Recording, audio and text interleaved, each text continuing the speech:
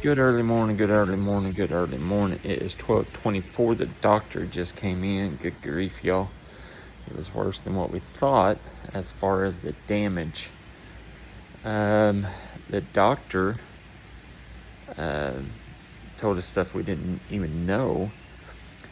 From where of course I'm on the wrong side, where the wood hit him, actually went all the way through his cheek into the roots of his teeth and left damage in there. There was actually chunks of, he said like this, of wood still down into his cheek and into his teeth. Poor kid had to be hurting, god awful, and he was bleeding, Shondell. That's probably why his stomach was so upset.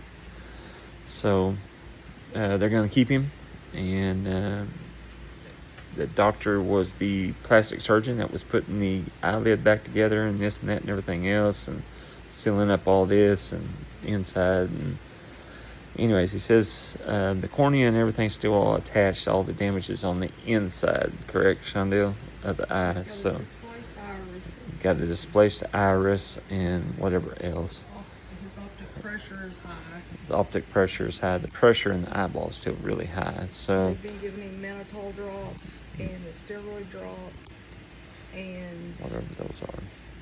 It decreases pressure. Trying to decrease the pressure, but they said if they have to, a while ago, before he talked to Shondell, he talked to me, Shondell was in the restroom, said they might have to do a laser deal to release some of the pressure. So, my understanding is they really need that pressure to come down. Yeah. So, for vision's sake and optic nerve damage sake, yeah. Right? And he just mentioned that the optic nerve is, of course, attached to the brain, and it's got damage, and that's never good, and it doesn't heal, right? It can, but it's tough. A waiting game. Yeah, it's tough. So we're just waiting. They're patching him up for now. We're just gonna have to wait and see on the vision. But doctor was very nice. They said they were gonna have to keep him a while, and that he's in recovery. And then we'll have to come back in about 2 weeks with this doctor, who is, his main deal is the plastic surgery and stuff. He wants to see him back in about 2 weeks. And so we'll be coming back over here in a couple of weeks for a follow-up. And then, of course, we'll have to meet with the other ophthalmologist and see about the vision. So it was actually worse than what we thought.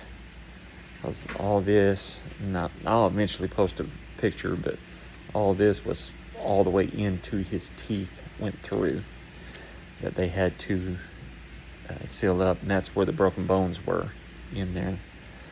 So that kid had to be in some god-awful pain. So anyways, we're still here. They just came out, Miss Shondell and Miss Allie. We're the only ones in this big old waiting room here. But we got it to ourselves. Yeah. We got this whole thing to ourselves. Whole floor, it looks like, except for the surgeries. They said they can stay, but they can only have 2 people stay overnight in the room, adults. And so I guess they're classifying Allie as an adult. So I'm going to have to find a motel room, I guess, unless... She'll have to go to the motel with you. She can't stay. Oh, okay. Yeah. I thought that was going to let her stay. Staying. Okay. Well, get to looking for a motel room. That's what I'm doing. Or a motel.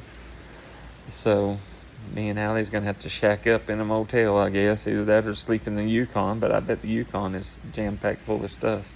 It is. Yeah. It's got a The few whatnot. vintage. It's got a few vintage and whatnot items in it. Yeah. So I just want a bath.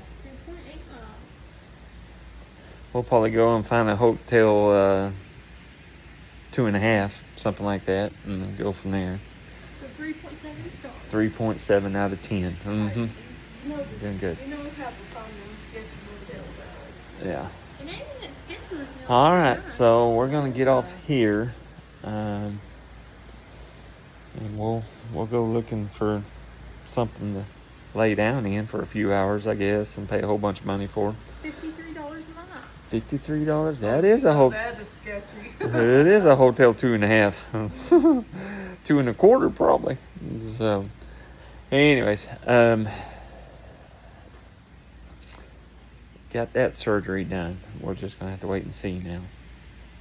No pun intended. See what he can see and go from there. So,